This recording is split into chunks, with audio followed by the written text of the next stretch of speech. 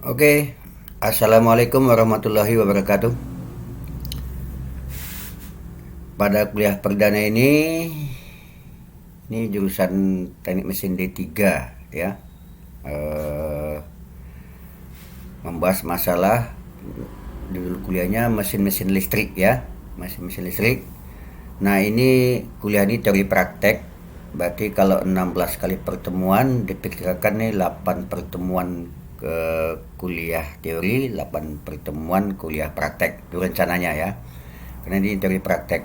Nah kemudian ini ada dua dosen, saya sendiri dan nanti ada Pak Amir. Makanya saya akan duluan masuk nih membahas. Ini kita langsung saja, nggak usah banyak cerita karena ini waktu sangat terbatas ya. Jadi kita langsung masuk ke topik inti aja ya. Nah, pembahasan awal kita adalah tentang mesin listrik ya, mesin-mesin listrik, yaitu konstruksi dasar motor dan generator listrik ya. Itu bahasan kita pertama, konstruksi dasar motor dan generator listrik. Kita lihat slide-nya. Ini latar belakang pembahasan kita. Apa itu mesin-mesin listrik yang kita singkatkan dengan MML ya? Adalah ilmu kelistrikan yang membahas rekayasa konversi dan transformasi energi ya. Dengan subjeknya adalah energi mekanik dan energi listrik. Maksudnya di sini pemahaman mesin-mesin listrik itu kita akan membahas tentang konversi energi ya, antara energi mekanik ke listrik atau energi listrik ke mekanik ya. Dan nanti masa transformasi energi ini adalah transformasi energi dari listrik ke listrik ya. Untuk cerita lengkap nanti di bahasan berikutnya. Nah itulah kita bahas. Jadi masalah energi mekanik dan energi listrik, bagaimana saling konversinya. Nah topik bahasan mesin-mesin listrik kita yaitu sesuai dengan ruang lingkup MML ini, maka kita akan bahas masalah generator listrik ya. Apa itu generator listrik? Yaitu konversi energi mekanik ke energi listrik ya, dari energi mekanik ke energi listrik.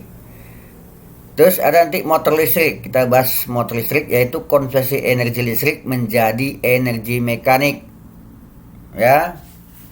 Jadi listrik ke mekanik yaitu dikatakan motor listrik. Kemudian kita akan membahas nanti masalah transformator ya. Transformator itu yaitu transformasi besarnya tegangan listrik. Jadi maksudnya kalau Anda butuh tegangan 10 volt dari tegangan 220 volt, menggunakan apa? Menggunakan transformator ya. Nah itu kita bahas. Nah kajian mesin-mesin listrik dalam bidang teknik mesin. Nah ini latar belakangnya ya. Mengapa kalian mesti belajar mesin-mesin listrik? Dalam bidang teknik mesin, penggunaan motor-motor listrik sudah sangat umum diterapkan, betul kan? Sebagai penggerak utama dalam menjalankan mesin-mesin produksi. Sekarang tidak digunakan lagi mesin diesel, jadi di industri itu gunakan listrik untuk menggerakkan ban berjalan, menggerakkan proses pelubangan, itu menggunakan alat-alat listrik ya. Intinya motor-motor listrik. Itu mengapa kita harus pelajari di teknik mesin. Kemudian nanti dalam bidang otomotif itu nanti ada namanya generator listrik yang dikoppel dengan engine. Untuk apa? Untuk charging aki. Di mobil tuh ada generator listrik tuh untuk mencas aki. Demikian juga di motor Anda itu, di kapal, di pesawat terbang juga sama. Jadi walaupun engine-nya mesin diesel, katakan misalkan mesin mekanik lah, yaitu kalian yang tahu itu. Nah, terus dia juga nanti dikoppel dengan generator untuk charging aki. Untuk apa? Untuk menghidupkan lampu-lampu penerangan dan instrumen-instrumen elektronik yang ada di otomotif tadi. Berarti kalian juga butuh belajar tentang generator listrik. Nah kemudian lagi, nanti motor-motor listrik di industri itu kadang-kala dioperasikan pada tegangan yang beda-beda besarnya. Nggak sama kadang-kadang. Satu butuh tegangan 220 volt, satu butuh 1000 volt, dan seterusnya. Nah, bagaimana caranya? Nah, inilah dibutuhkan transformator atau yang lazim disebut trafo ya. Untuk apa? Untuk menaikkan atau menurunkan tegangan. Ya. Nah, tiga ya, motor-motor listrik, generator listrik, dan transformator. Itu yang kalian butuhkan dari elektronik untuk supaya mesin-mesin produksi atau otomotif berjalan dengan baik. Nah, semua fakta di atas itulah menjadi alasan mengapa mesin-mesin listrik dipelajari dalam bidang teknik mesin. Dengan ketajaman pembahasan tentunya disesuaikan dengan kurikulum ya. Jadi kurikulum tergantung apa. Nah, kalian D3. D3 ini nanti aspeknya lebih praktis, tidak sama kayak S1. Jadi kita di sini tidak akan menjelaskan teori yang jelimet, teori siap pakai. Jadi bagaimana mengenalnya, bagaimana mengoperasikannya, bagaimana bentuknya, itulah yang akan kita kupas. Dan juga bagaimana hitung-hitung sederhananya, ya. Bukan seperti S1. Kalau itu S1 itu jelimet ya, tentang analisis. Ini enggak, untuk D3 kita setting kayak begitu. Saya rasa bisa dipahami ya. Oke, kita lanjut ke slide berikutnya. Nah, kita akan kupas sedikit tentang dasar konversi energi ya. Energi listrik dan energi mekanik dapat saling dikonversi ya, atau dapat saling dirubah dari satu bentuk ke bentuk lain. Energi listrik dapat dirubah menjadi energi mekanik melalui peralatan yang disebut motor listrik. Ingat itu. Jadi energi listrik dapat dirubah menjadi energi mekanik melalui alat yang disebut motor listrik. Ya, enggak, gambarannya kayak gini nih. Energi listrik dari mana datangnya? Dari satu tegangan listrik. Masuk sini, nanti keluar, porosnya berputar. Nah, jadi mekaniknya berupa apa? Berupa poros yang berputar. Nah, tenaganya diharapkan dapat memutar alat ini. Ini kan dikopel nih, mesin apa? Mesin penggiling kah? Mesin tebuk kah? Mesin apa kah yang dikopel di poros motor? Nanti dia bisa berjalan akibat ada perputaran poros. Yang mana sumber dari energi listrik. Itu dikatakan motor. Ya. Nah, kemudian nanti energi mekanik juga dapat dikonversi menjadi energi listrik. Nah, lewat peralatan yang disebut generator. Nah, ini kebalikannya nih. Energi mekanik jadi listrik. Kalau tadi dari listrik menjadi mekanik dalam bentuk putaran, sekarang kebalikannya.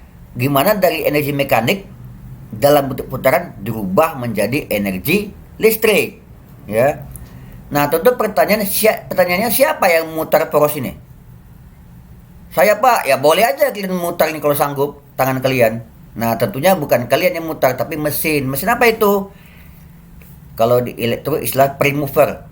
Kalau kalian turbin, nah itulah turbin air misalnya kan, air terjun memutar poros. Berarti air terjun itu kan tenaga mekanik itu dirubah menjadi listrik. Atau apa lagi misalnya PLTG, ya, atau PLTU, uap lah misalnya, tenaga uap.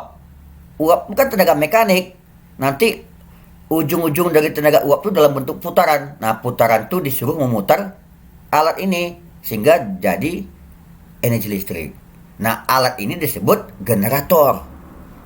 Kalau tadi kan alat ini disebut motor karena listrik masuk keluar tenaga mekanik. Sekarang namanya generator. Kenapa? Karena dari energi mekanik berubah menjadi energi listrik. Nah, ini kan panah ini.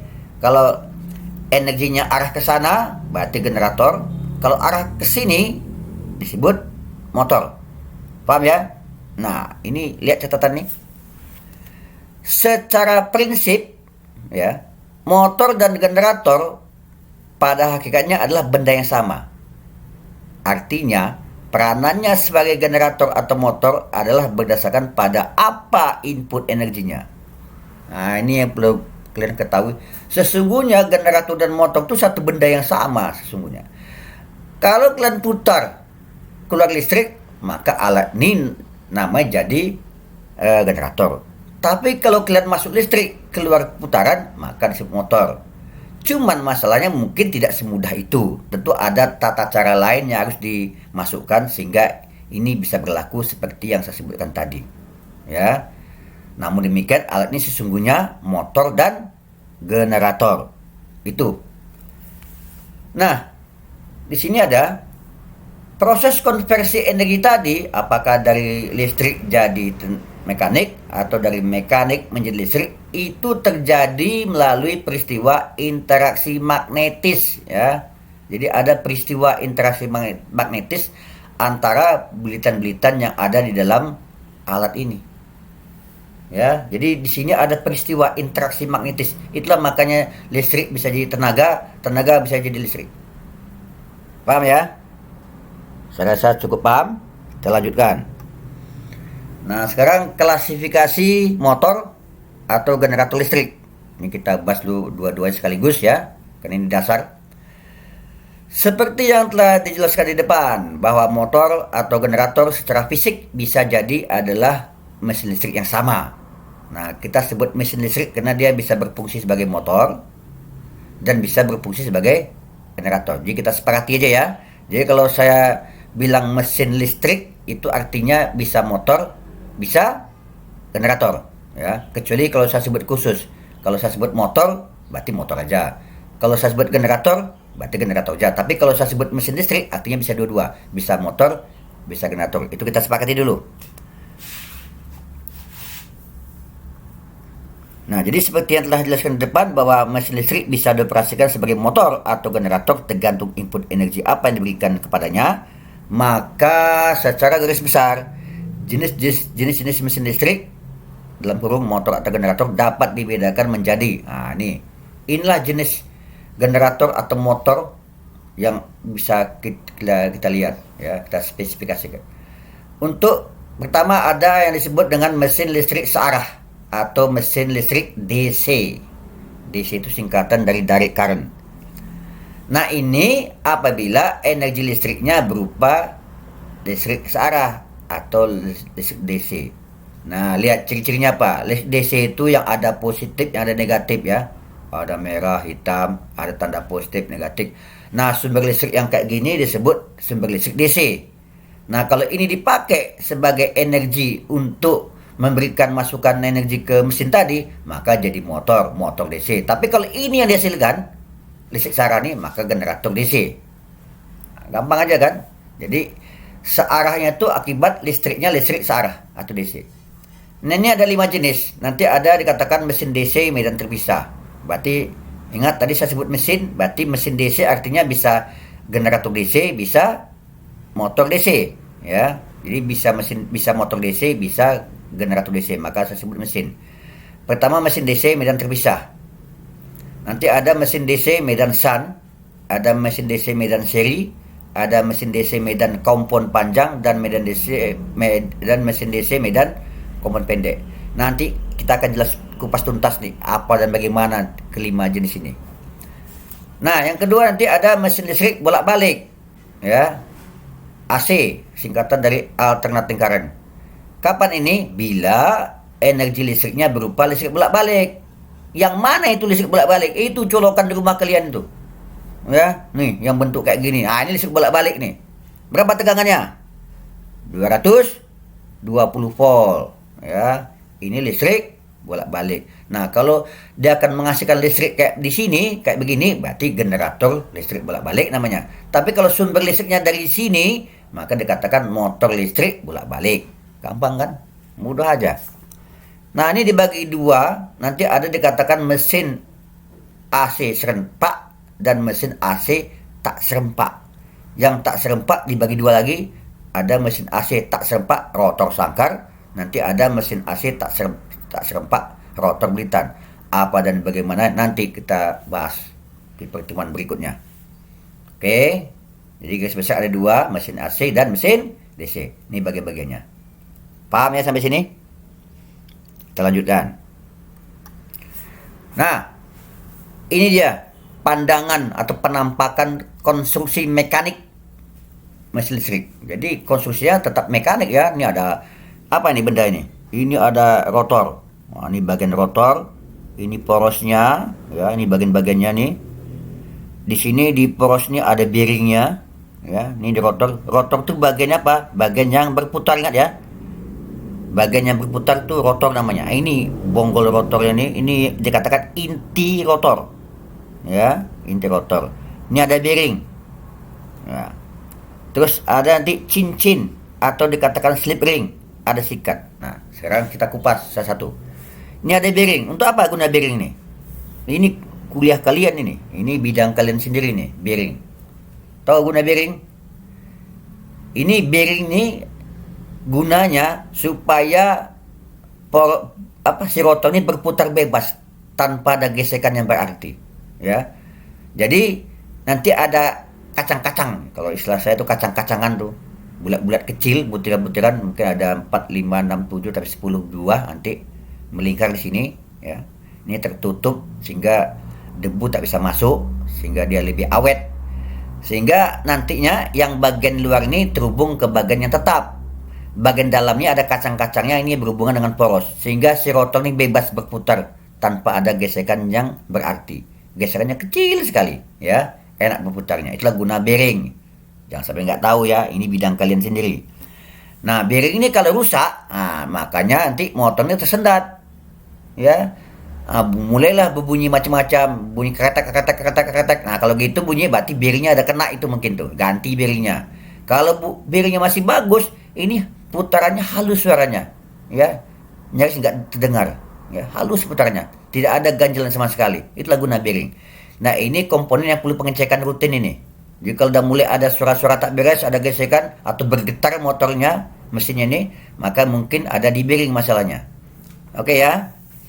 Yang kedua, ini ada slot, ini namanya inti rotor. Inti rotor ini coba kalian perhatikan nih. Ini terdiri dari sirip-sirip ya. Jadi ini inti rotor ini disusun, mungkin ada 30, 40, mungkin 100 lempengan dibentuk kayak gini, dipadatkan. Jadi bukan pejal ini lembaran-lembaran nih, lembaran kayak begini. Mungkin ada 100 biji, mungkin dipadatkan menjadi satu. Lihat tangan saya ini, dipadatkan menjadi satu, ya.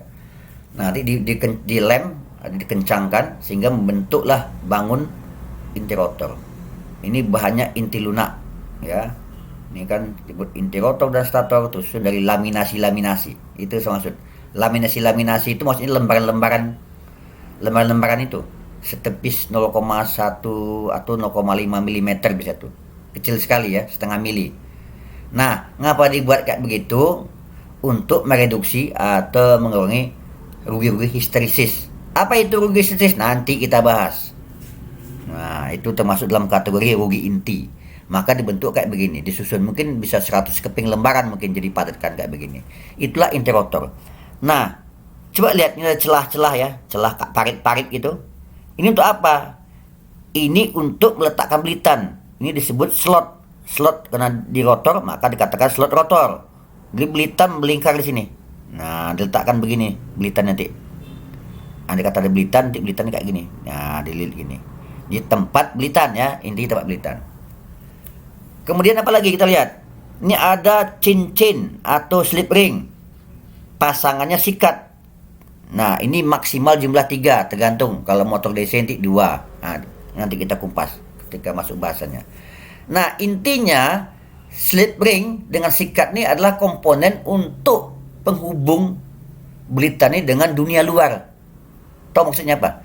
Ini kan ada belitan tadi nih, belitan. Ingat ya, ini ada belitan. Dan ingat juga ini bagian berputar.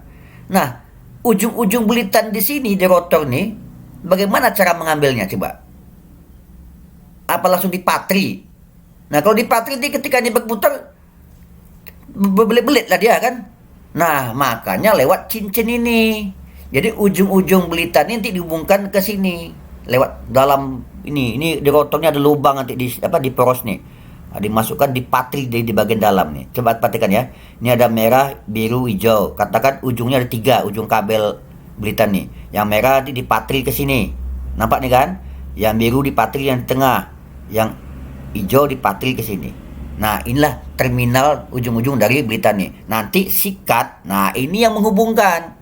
Jadi ujung merah diambil lewat sikat yang di atas ini. Perhatikan nih. Ujung yang kabel biru nanti yang dari belitan ini diambil dari sikat yang tengah. Demikian juga ujung yang kabel hijau nanti misalkan diambil dari yang di bawah. Nah, sebagai penghubung. Sikat ini bahannya biasa karbon ya. Dari karbon itu kan mengantar listrik. Nah, ini juga komponen yang perlu dirawat. Selama masa penggunaan, sikat ini bisa aus. Ya, ini kan menekan nanti nih. Sikatnya akan menekan cincin, tapi penekanannya tidak kuat. Karena kalau terlalu kuat nanti ini rotor terhambat berputar. Jadi sudah diatur tekanan sedemikian rupa sehingga tidak membebani si rotor untuk berputar. Ya, tekanannya diatur sedemikian rupa. Jadi ada semacam pegas pengatur nanti. Nah, ini gampang aus ya. Jadi selama setahun pakai, 2 tahun pakai mungkin aus. Ini juga komponen perlu dirawat. Jadi ciri-cirinya kalau nanti mesin ini panas, wah kemungkinan mungkin sikatnya mungkin sudah aus, diganti yang baru. Oke ya, itulah yang ada di bagian rotor, yaitu bagian yang berputar. Nah ini poros rotor ini selalu diperhatikan betul-betul dan lurus apa enggak. Ya, kalau ini enggak betul-betul enggak lurus, nanti pasti ada suara-suara berisik-berisik yang enggak perlu. Oke ya. Nah kemudian kita lihat stator. Stator ini adalah bagian yang diam, dia tak berputar. Ini berputar semua kecuali sikat ya. Perhatikan yang berputar tuh ini semua kecuali sikat. Sikat bagian diam. Nah, ini stator. Ini dikatakan inti stator sama kayak tadi rotor, itu juga dari bahan lembar-lembaran besi lunak dalam bentuk laminasi-laminasi. Ini untuk membuat ketebalan sini mungkin entah 100 keping, entah 200 lembaran, mungkin lembaran-lembaran ini digabung jadi satu membentuk stator. Dikatakan inti stator. Ngapa dibentuk laminasi? Sama tujuannya, untuk mengurangi efek rugi histeresis. Nah ini juga coba perhatikan, ada parit-paritnya kan. Nah, cukuan-cukuan ini juga untuk tempat meletakkan belitan. Nanti koilnya di sini nih. Nah, ya. Dililit begini. Nah, sehingga ini penuh dia. Itulah di bagian stator. Nah, ini kalau tadi ada slot rotor, maka di sini juga ada slot stator. Untuk apa? Untuk meletakkan belitan di stator. Paham ya? Nanti inti stator akan masuk kemari. Itu dulu prosesnya. Nah ini apa nih? Ini rangkanya apa? Casingnya lah nih ya. Ini casingnya nih. Ini casing motor, ini dari besi. Terserah lah mau dari bahan apa, terserah. Ini nggak ada batasan. Tapi kalau ini inti stator dan inti rotor harus besi lunak. Jadi ada besi kriteria khusus di sini. Kalau ini terserah. Mau dibikin dari plastik fiber pun boleh. Dari besi biasa boleh. Ini casing. Nah di casing ini nanti ada namanya conduit box. Box itu apa? Untuk kontrol. Jadi ini dibaut, dibuka. Nah, jadi kalian listriknya nanti kabel-kabel listriknya dipakai baut di sini. Ya ini ada pintunya dibuka. Nah, nampaklah di terminalnya. Ini conduit box namanya. Box untuk box kontrol lah istilahnya kan. Nah nanti ujung-ujung kabelnya terhubung dengan belitan-belitan sini. Nah langkah pertamanya inti stator dimasukkan kemari, ya kan? Udah dimasukkan, baru nyusul nanti rotor, masukkan. Di belakang sana ada lubangnya tuh. Nah, nanti ditutup oleh depannya. Ini penutupnya. Yang dikatakan end bell. Ini singkatannya apa? Istilahnya end bell. Ya, ujung penutupnya nih. Ini dikatakan rangka stator, ini penutup depannya. Setelah ini terpasang, setelah inti stator dan rotor ini masuk, baru terakhir ditutup pakai yang namanya istilahnya end bell. Oke. Bisa dipahami ya, begitulah konstruksi secara mekanik ya. Konstruksi secara mekanik. Nah, ini banyak urusan kalian semua nih. Masalah mekanikal lah, kalian lihat punya urusan nih. Oke, kita lanjut slide berikutnya. Nah, sekarang bagaimana konstruksi secara listrik? Ya, ini coba perhatikan. Ini tadi yang stator masih kosong, inti stator masih kosong. Nah, ini yang sudah berisi. Nah ini beritanya dari sini, dari ikat-ikat biar kuat ya. Nah ini ujung-ujung kabelnya. Nah ujung-ujung kabel ini nanti akan dimasukkan ke box ini. Ujung-ujung ada di box conduit ini. Jadi bisa dibuka, pintunya ada nanti di sini. Jadi ujung-ujung sini nanti ada ujung-ujung kawat ini. Ya. Nah ini kabel keluaran belitan stator. Ya. Ini contohnya keluarnya 6 nih. Nanti bisa beda-beda ya tergantung mesinnya apa. Nah ini inti stator. Paham ya? Oke. Nah ini rotor tadi. Ini rotor yang sudah dalam keadaan ada lilitan. Kalau ini kan masih kosong nih, ya. Masih kosong, yang ini sudah ada lilitannya. Misalkan kayak beginilah penampakannya. Misalkan, ini misal aja nih ya. Ya, ini bagian rotor. Nah, ini yang tadi cincin tadi saya sebut tadi tuh. Perhatikan cincin nih, ini tadi. Ya. Nih. Nah, ini sikatnya nih. Kalau 3 cincin berarti 3 sikat, ya. Oke. Nah, inilah kabel keluaran rotor nanti yang dipatri di sini. Nah, coba perhatikan kalau dia berputar. Berarti kan di ujung-ujung slip ringnya tak akan terhubung dengan sikat. Inilah, jadi kabel merah ini akan terhubung dengan ujung belitan di sini salah satu. kabel biru akan terhubung lewat slip ring ini ke ujung kabel yang ada di belitan sini. Jadi ini penghubung kan. Jadi sudah jelas kan fungsi slip ring dan sikat sebagai penghubung antara ujung-ujung belitan di rotor ke dunia luar. Ini nanti bisa dihubungkan kemana? Ya terserah nanti, tergantung teorinya nanti. Lihat teorinya nanti. Intinya nanti, andai kata di rotor ada belitan, kira-kira kayak beginilah bentuknya. Tapi bisa jadi di rotor tak ada belitan. Ya, ini catatan lihat nih. Belitan rotor bisa ada atau tidak, tergantung jenis mesin yang tinjau. Sedangkan belitan stator pasti selalu ada. Nah, itu ingat ya. Jadi kalau di stator pasti ada belitan. Tak mungkin tak ada belitan. Tapi kalau di rotor entar dulu, tergantung mesinnya. Nanti ada generator atau motor listrik yang tidak ada belitan di rotor. Ada yang pakai belitan. Maka tergantung apa yang tinjau nanti. Andai kata ada belitan, kira-kira kayak ginilah dia bentuknya. Oke, saya rasa cukup jelas ya. Nah, baik, kita lanjut. Nah, tadi saya sudah bilang ini ada belitan. Tentu kan bertanya gimana Pak bentuk belitan tuh? Nah, nyusunnya kayak gini kira-kira nih. Ini layout belitan stator dan rotor. Ini gambaran kira-kira kayak gini lah ilustrasi cara menyusunnya. Nah, ya, ini gambar ini biru, ada merah, ada hijau. Ini mewakili satu koil, ya. Jadi belitan tuh terdiri dari beberapa koil. Coba perhatikan berapa koil nih? Kita hitung aja. 1, 2, 3, 4, 5, 6, 7, 8, 9, 10, 11, 12. Ada 12 koil di stator. Sesuai dengan jumlah slot yang tersedia. Di rotor, ini juga sama. Kebetulan aja nih. 12 koil juga. Tak mesti 12 ya, tergantung desainnya nanti. Tapi kebetulan dalam contoh ini ada 12 koil di stator, 12 koil di rotor. Koil itu apa? Nah, ntar dulu ya. Nah, ini cara nyusunnya, paham ya? Oke, ini cara nyusunnya. Nah, pada gambar di atas, pada gambar kedua ini, antara koil satu dengan koil yang lain, nih masih belum terhubung. Ini masih terpisah masing-masing. Istilahnya belum dirangkai, ya, belum disolder antara satu dengan lain.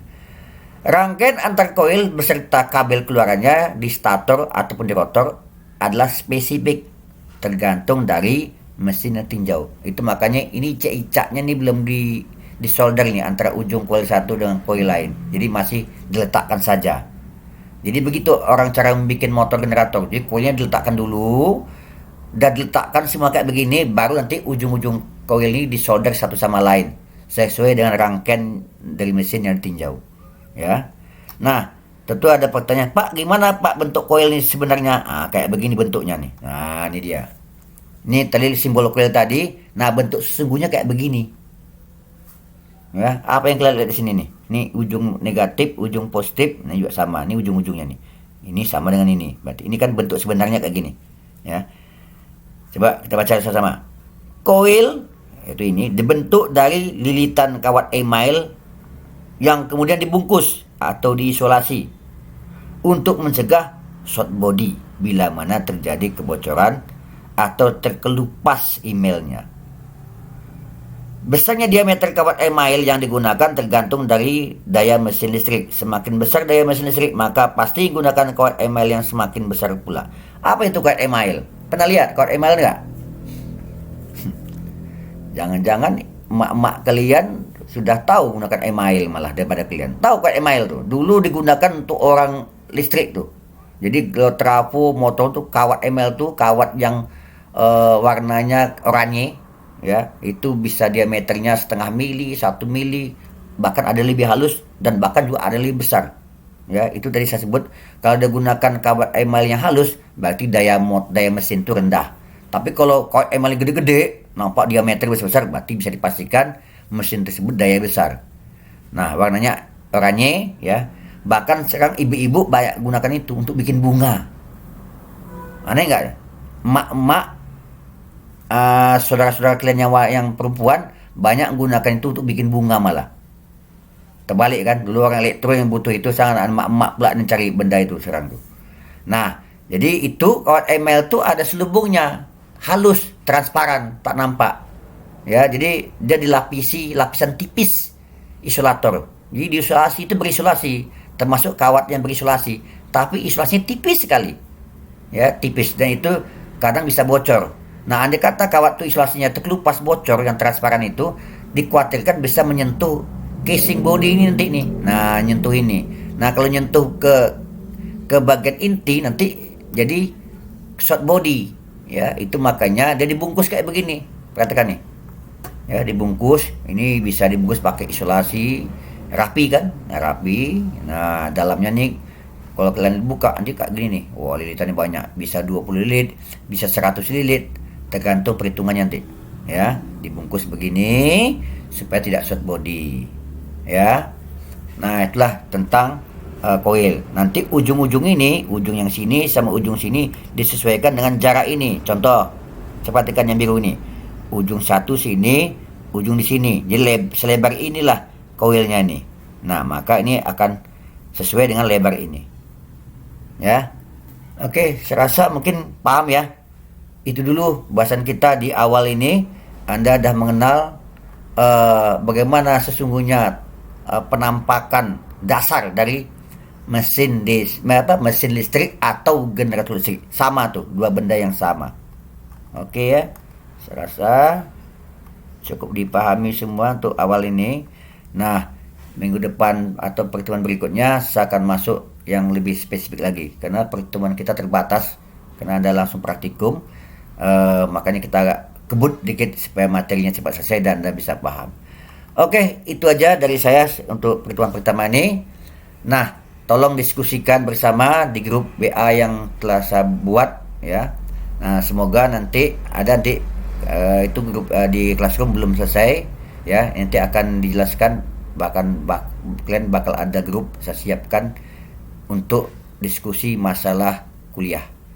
Tolong dibaca lengkap nanti di Classroom. Itu aja. Terima kasih atas perhatiannya. Semoga ini Anda bisa ngerti. Sekian saja. Assalamualaikum warahmatullahi wabarakatuh.